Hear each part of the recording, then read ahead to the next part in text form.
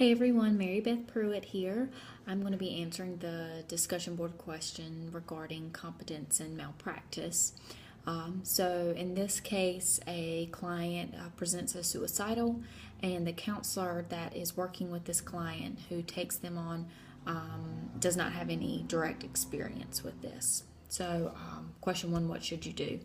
Well, you should refer. And there was a case study in the book saying that a client only wanted to work with that specific counselor.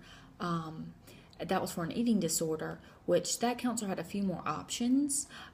But when you're dealing with a suicidal client, you can't just say, okay, well, I'm going to do some research on this. I'm going to do a workshop. I'm going to do a webinar, and I'll come back to you with knowledge of how to handle it. You don't have that option. You can't let them leave if they're suicidal for you to do your continuing education on this subject.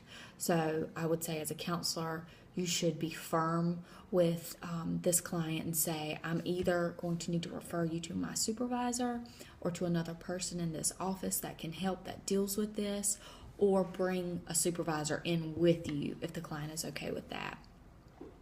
If there's no experience, you should not be dealing with something that is life or death. That's just the bottom line. That's what I think.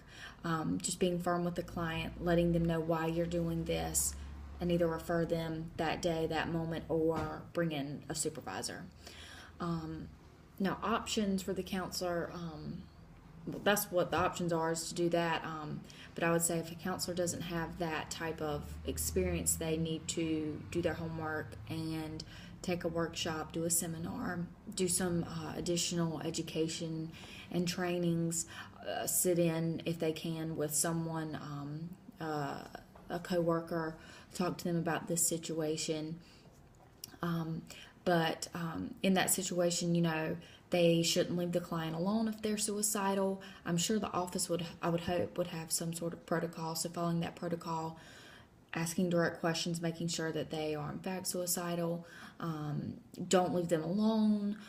If need be, see if you can find a person in their life that they trust. Call that person in, or call a physician, a psychiatrist, a doctor, someone that has that type of experience that can check this person out and make sure that they're not going to harm themselves.